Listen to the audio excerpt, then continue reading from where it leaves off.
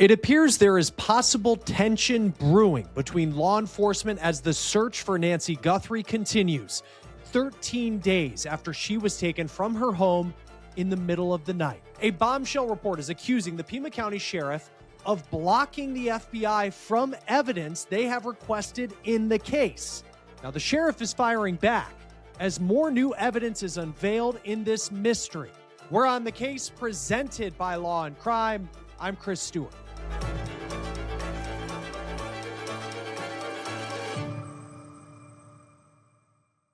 I want to show you images of this video that has been posted in multiple locations online, but TMZ is reporting that law enforcement is taking it seriously and investigating it. This video shows a man on January 23rd walking backwards intentionally on the front steps of a house about 6.5 miles from Nancy Guthrie's home. TMZ is blurring the man's face, but they say the man has facial hair. It is similar in a way to the facial hair that you can see under the ski mask that the man is wearing on the front steps of Nancy Guthrie's home on February 1st in those images released by the FBI earlier this week. This video was taken around 5 o'clock in the morning, and then the man books it when a dog starts barking. Again, we don't know if this is the person who allegedly took Nancy Guthrie. It is unclear if this will amount to anything in the investigation, but according to TMZ, law enforcement is looking at it and taking it seriously. Before we get to that new bombshell report from Reuters about law enforcement in this case, let's get to the new evidence that has just been unveiled. I want you to look at these images here because the FBI put them out on Thursday night. And what they show is the kind of backpack they say the suspect, the armed individual, was seen on surveillance video wearing on Nancy Guthrie's front porch around the time that she vanished on February 1st. Now, the backpack is a 25-liter Ozark Trail hiker pack backpack. And the only place you can get one, Walmart.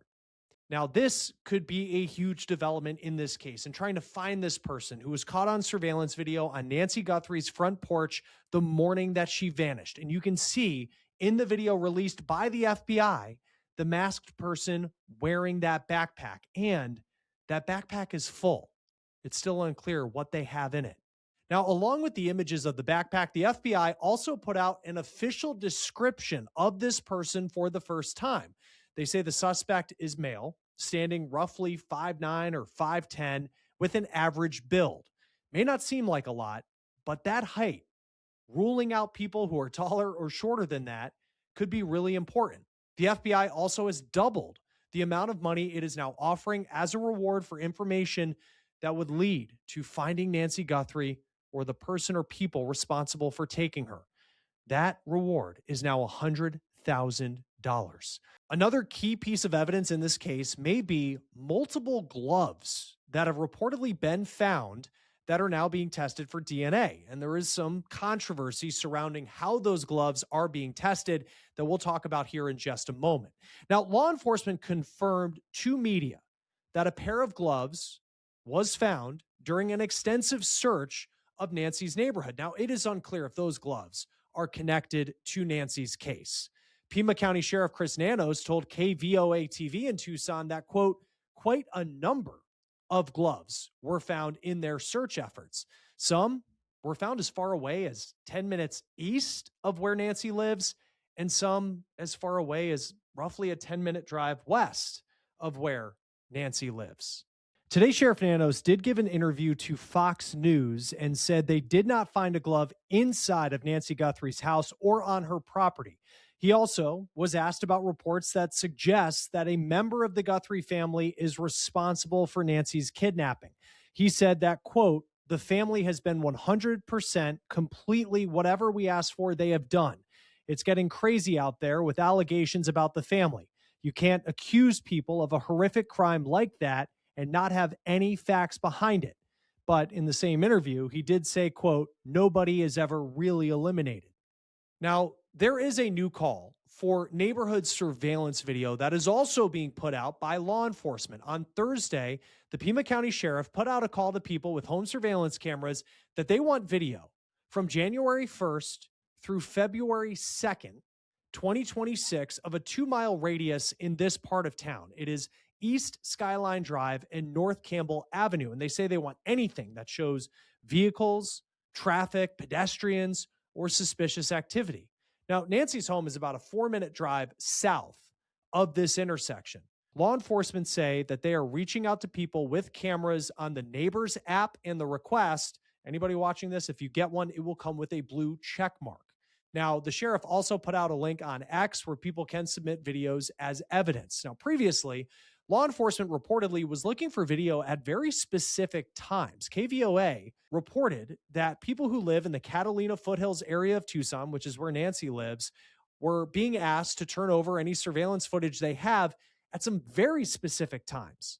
January 11th, between 9 p.m. and midnight, which is roughly 22 days before Nancy was taken. They also wanted footage from the morning of January 31st between 9:30 in the morning and 11 a.m. And they say that's because there was a suspicious vehicle on a street called Via Entrada at around 10 o'clock that morning. Now, as the search for Nancy continues, there does appear to be, reportedly, some finger pointing internally in the investigation, and we need to talk about it. Pima County Sheriff Chris Nanos, he has admitted that there are things that he might have done differently. When you look back at this investigation, he himself admitted that turning the home of Nancy Guthrie over back to her family instead of maintaining it as a crime scene was something he would do differently. Law enforcement has since continued to comb through the property as well as the land surrounding it. But as the days go on, it does appear that the pressure of this case is leading to some finger pointing and even confusion. Reuters dropped a bombshell report Thursday night. Now, the report, it does have a dateline of Washington, D.C., and it cites a U.S. law enforcement official with knowledge of the case. The source tells Reuters that Pima County Sheriff Chris Nanos is blocking FBI access to evidence in the case of Nancy Guthrie. This source, and again, it's anonymous, they didn't put their name on it. The source claims that the FBI asked the sheriff for physical evidence, including a glove from Nancy Guthrie's home, to be processed at the FBI's crime lab, which is in Quantico, Virginia. The report claims that Sheriff Nanos insisted on using a private lab in Florida. The source says that the move is delaying the FBI from being able to help in the case. Now, the source also says that there were earlier setbacks in the case, but would not elaborate more on that. Now, in the beginning, when Sheriff Nanos gave multiple news conferences, he said that egos were being put aside. Look, there's no ego here. We in this part of the country, we'll take anybody's help. It's not about who's in charge. From day one, when we contacted the FBI, they were that gracious to say, whatever you need. But there have been people who have been publicly critical of Nanos as this case has continued on. On Thursday on this show, we spoke with a former member of the Pima County Sheriff's Department who knows Chris Nanos. His name is former Chief Deputy Rick Castigar, and he's given multiple interviews, not just to us, where he has been critical of Nanos, saying that he lets his ego get in the way. Here's what he told us. And I know the players. I know the individuals within the Pima County Sheriff's Department personally. I've interacted with them for decades. And we all have different personality characteristics, but the guy that's currently leading this pack has an extensive investigative background, but unfortunately, his ego doesn't allow him to share the limelight. And that, I believe, became problematic for the investigation early on. So Nanos, in response to this Reuters report, and he has not given a news conference with multiple members of the media in some time, but he told local television stations in one-on-one interviews Thursday night that this story, he says, isn't true. He pushed back on the accusations in the Reuters report, telling KVOA that the story, quote, is not even close to the truth. He says that his department has a long-standing relationship with a private lab in Florida. Now, the Reuters report claimed that $200,000 has been spent on this private lab in Florida. But in the KVOA interview, Nanos said the lab is analyzing evidence pro bono. Now, this is what he told the TV station about why the Florida lab is doing the analysis instead of the FBI's lab. He said, quote, actually, the FBI just wanted to send the one or two, he's talking about gloves, they found by the crime scene, closest to it, mile and a half. I said, no, why do that? Let's just send them all to where all the DNA exists, all the profiles and the markers exist. They agreed, makes sense. So you have the sheriff there admitting that he wants to use this private lab in Florida, but he's saying that the FBI was on board with this move. And he also says that communication has been great between the Pima County Sheriff's Department and the FBI. He says that they have a united front pushing back on this major report coming from Reuters. Now, he says that all the decisions being made in this case are being discussed with the FBI. Now, look, whatever the truth is about egos and access from law enforcement in this case, the truth that everybody can agree on is that it has been nearly 2 weeks since 84-year-old Nancy Guthrie was taken from her home, and we still don't know where she is or who took her. We do not know who the person or people are in these surveillance videos, even though we have countless agents and deputies working around the clock to try and answer those questions. Now, we've seen Nancy's home and her neighborhood continue to be searched daily for clues. We also have seen Annie Guthrie's house as the site of multiple searches, as well as her neighborhood. Of course, her house was the last place that Nancy was before she returned home and then hours later was taken in the early morning hours of February 1st. The Pima County Sheriff said that they don't have a suspect or person of interest as of yet.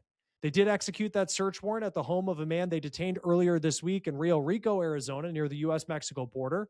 Sheriff Nanos, in another local news interview, I thought this was interesting. He said that more detainments are possible in this case. Law enforcement released the man named Carlos after a couple hours of questioning. He says he is completely innocent.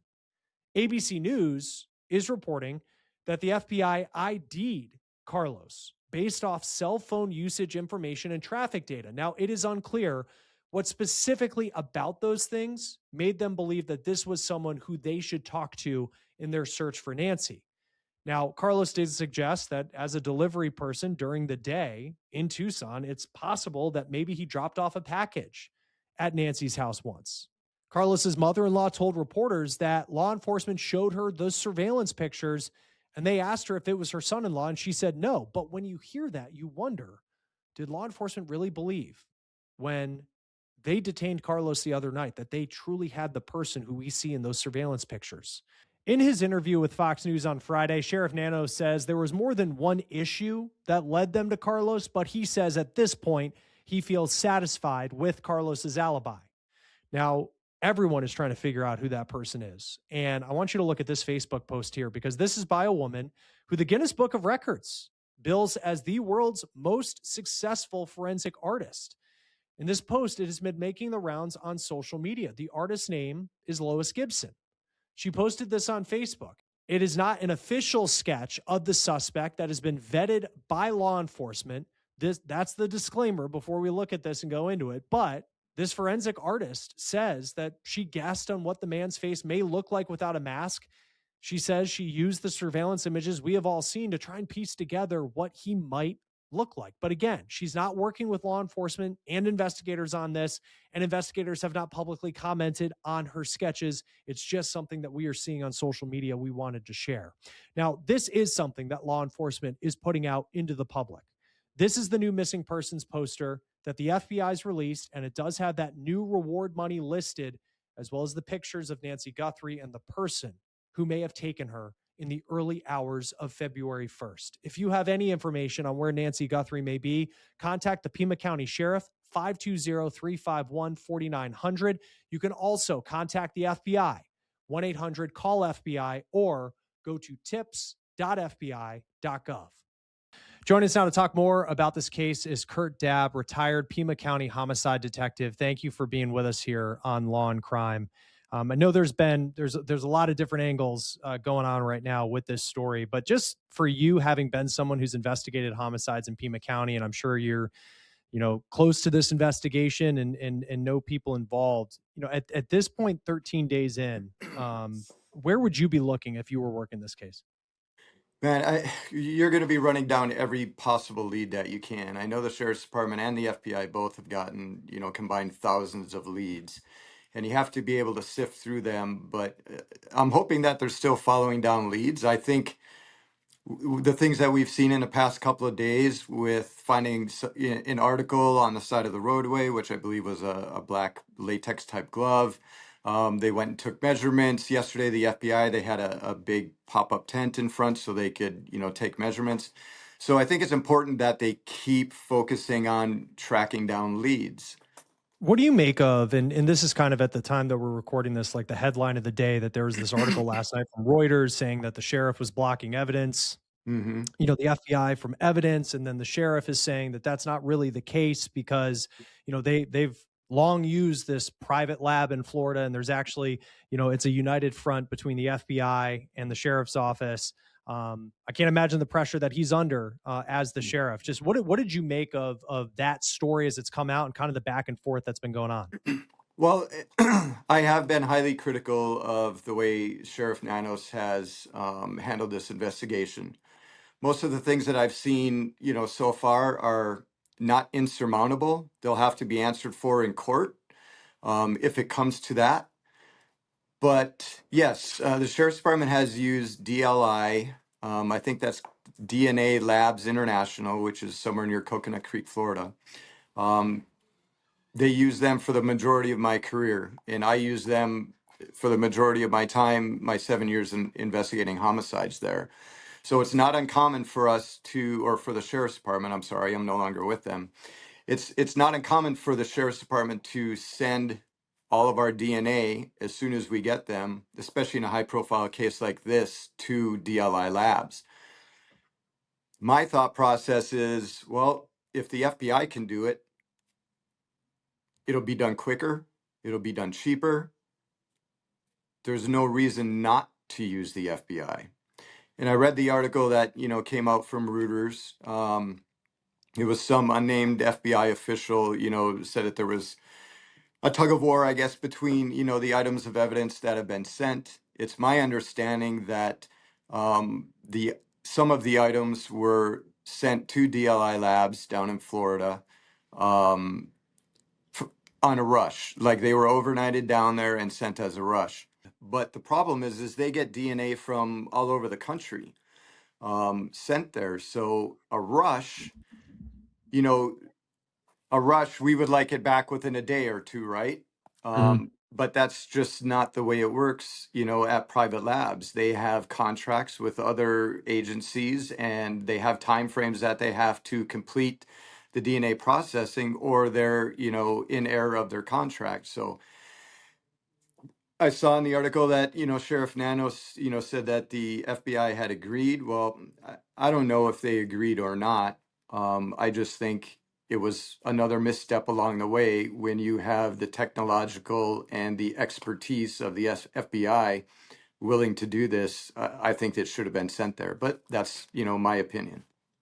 Yeah, and we'll see how, because for me, I mean, I've never run an investigation nor been part of one, so it's like hard Hmm. to, I think, for a lot of us on the public, when you see like, I saw the dateline of the story is like Washington D.C., and you're like, okay, well, here's someone who's not in Arizona doing it. What does that mean? And but clearly, Right. I mean, you're someone who knows how this stuff works, and there is this. I think you get to this point in the investigation. It's been 13 days, and though that may not, in the grand scheme of things, in some cases be a long time. I think, with the public attention on it, that this stuff starts to kind of go in that direction where there's some frustration. One piece of evidence that they've pointed to that the FBI put out there yesterday was this backpack, and like it's a specific type of backpack. They say, like, I know it's sold at Walmart exclusively. Like, how big of a deal is that if you're trying to figure out who the person is on the surveillance camera?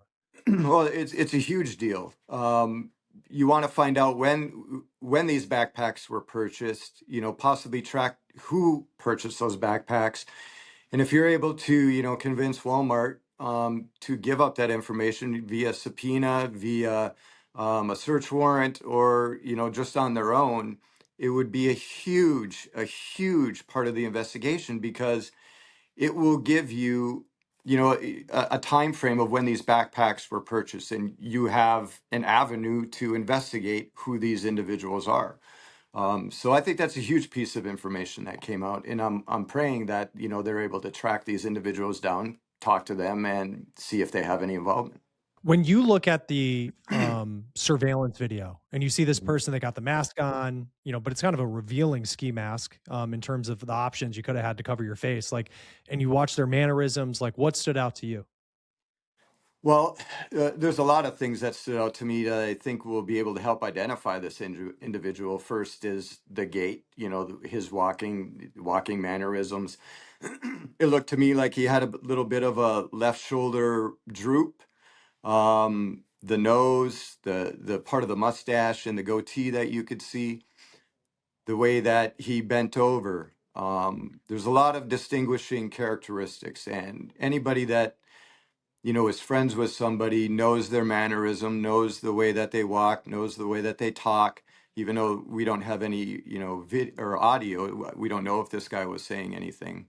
But I think it's a very, very crucial piece of information to get out there.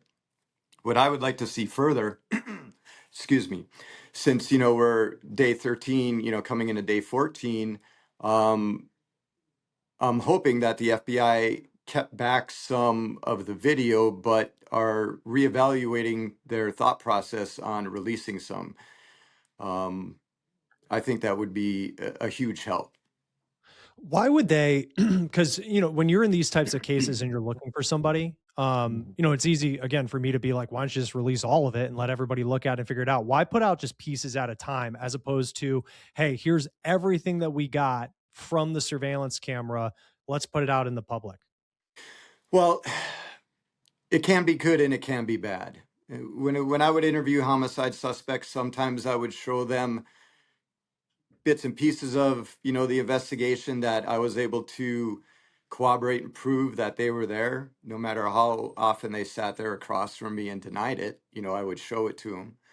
Sometimes I would show them the majority of the evidence that we had, in the hopes that they realize that, all right, I'm done, they got me, and I'll tell my story. In a situation like this, I don't think it's smart to reveal all of the evidence that they have, even all of the video evidence, but I think particular pieces of it could be beneficial to release, like how this individual get into the home. Was it through front door? We saw him at the front door, but does that mean that's where entry was made? It could have been through a back door. It could have been through a window. So those are some of the things that I think would be beneficial. And you got to understand too, with this case being so high profile, I mean, it's reaching worldwide.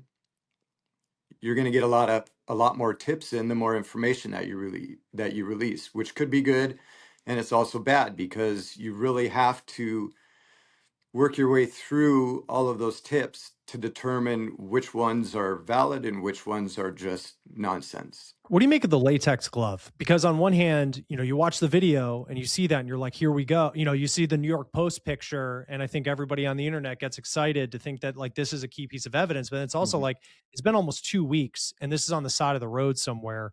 Who knows who has a glove and just happened to be, someone littering and take it. Like when you hear about these gloves, and I think the sheriff also said that there were like multiple gloves found, like some like 10 minutes away from her house. Like how I guess how big of a deal could that be? I mean, how likely is it that you see the person who did this ditch a glove on the side of the road? Well, you got to think about it, a couple of different ways. He could have, and I'm saying he because that's my theory is that individual at the door was a male subject. And I also believe my theory that, or there's one theory, another theory out there that, there were multiple individuals. And if you really think about how complex this investigation is logistically, for the bad guy to accomplish, it seems to reason that, there would be more than one individual involved. Being that the glove was located, I don't know how many days it was, 9 or 10 days, after the fact, is a little bit concerning. But again, it's not overcomable in court, or not, insurmountable in court. But DNA, as we know it, is extremely perishable. That being said, and I'll give DLI labs a kudos here is I've investigated a couple of homicides, one of which I was the lead investigator on, and they were able to get DNA off of a fired shell casing, touch DNA off of a fired shell casing, which I believe the first time that that happened was with our agency, the first time that it had ever happened, at least with DLI Labs. So being that that glove was out there, yes, it was exposed to the elements.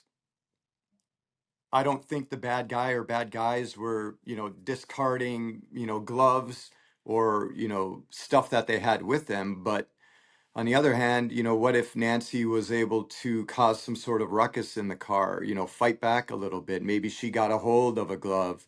Maybe she got a hold of a piece of clothing and, was able to toss it out of the vehicle. And I'm saying vehicle because I don't think they just walked her down the street to wherever they Right. went. They were obviously in a vehicle. So, um, it can be a good thing and it can be a bad thing, but you're not going to be able to determine how it got out there until the investigation is complete. When it comes to and in this area, I saw some concerns about traffic cameras and whether or not those exist, whether or not those actually can potentially capture a vehicle that got away. I know law enforcement went to that Circle K gas station to try and get some surveillance video of a vehicle. Like, what's the layout of the traffic camera situation in Pima County? Well, in Pima County, all of the traffic cameras are not that are at like street lights, red lights. Um, I heard yesterday, I know that DOT manages them, but they are not to record vehicles. They don't record vehicles. I don't know what they record, but that's what I heard yesterday. I may have misunderstood it. But do know that it's not a recording system where you can just go back and type in a date and time and, look at that intersection. It's a constant recording thing and it records loop over loop. So that is really unfortunate in this investigation. However, the avenues of egress that were utilized that, early morning hours, there are a number of businesses because that neighborhood is surrounded by thoroughfares, main arteries Mhm. within the city and the county. And as you can imagine, there's businesses all over the place. So I'm just hoping that they, went to every business, not just the Circle K on Oracle Road. At this point, we keep seeing also law enforcement, FBI, and Pima County Sheriff's Department employees going back to Nancy's house like every single day. And there was a comment someone had made. It's like, what are you going to find today that you didn't find yesterday? Why are you going back and continuing to look at this place? And the same thing with Annie Guthrie's house. They Mhm. just keep coming back. Why do you think that is? Well, and I'm glad you asked that question because that was one of the main reasons why, I started making myself available for this investigation. Because people just don't understand the investigative process. If you're not a police officer and you haven't, or someone that works for a police agency, you're not going to know these things. But when you go out to a scene and investigate a crime, no matter what it is, if it's theft of a garden hose up to, a homicide or a kidnapping, there are certain steps that have to be taken. And my concern with this investigation early on and why I was so critical of Sheriff Nanos, who appears to be leading this investigation, not his detectives, is that who made the decision to clear the scene, a few hours or, a day after the kidnapping. It would have been better to secure that scene for multiple days. And, some people are like, well, you have to have a deputy there. Well, the deputies are already there. You could have kept that scene closed and then the integrity of that scene would have been held. So as you further the investigation, you conduct interviews, you get video footage, you get, technical data that the FBI has been able to garner from the camera systems. Then you can go back in there, 2, 3, 4 days later and gather that evidence. But the difference is the scene would have been contained. So you wouldn't have any Mhm. question about chain of custody. Now they're going to have a lot of questions to answer for chain of custody. But again, that is not unusual because, like I said, with any investigation, the longer you investigate, the more things you learn, and you truly don't know what you don't know until you know it. At this point, I mean, and it's, this can be a hard question to answer, but it's like, some of the people I'm sure who are investigating this case, this county, you've investigated very serious crimes yourself, but like 13 days in, like how confident are you that we're getting close? Just based off what you're hearing to figuring something out in this case, whether it's who did it or even finding Nancy Guthrie. Well, as I stated, the logistics of a crime like this are crazy. If you really sit down and think about it, if you were to sit down and write, the steps that you would need to take in order to successfully kidnap a woman, keep her alive in, someplace, it's just crazy. So they've got their work cut out for them. And I really think, within a short period of time, we're gonna get some results out of this. The screws are tightening. Video is released. This individual is now public. Every internet sleuth in the world is trying to, discover who this guy is, and that's when mistakes make. The walls start closing in, if you will, and I think it's only a matter of time before that happens. Yeah, hope so. Hope so. 13 days, almost 2 weeks at this point, but you can still see a lot of work being done to try and figure out what happened here. Kurt Dapp, retired homicide, Pima County homicide detective. Thank you for taking the time to join us here on Law and Crime. It's great to have your perspective on this. You're very welcome. One more time, because it is so important to continue to put these numbers out there. If you have any information on where Nancy Guthrie may be, contact the Pima County Sheriff at 520-351-4900. You can also contact the FBI at 1-800-CALL-FBI or go to tips.fbi.gov. That will do it for On the Case, presented by Law and Crime. Subscribe to us on YouTube and Spotify, and we're also now streaming on Peacock. I'm Chris Stewart. We'll see you next time.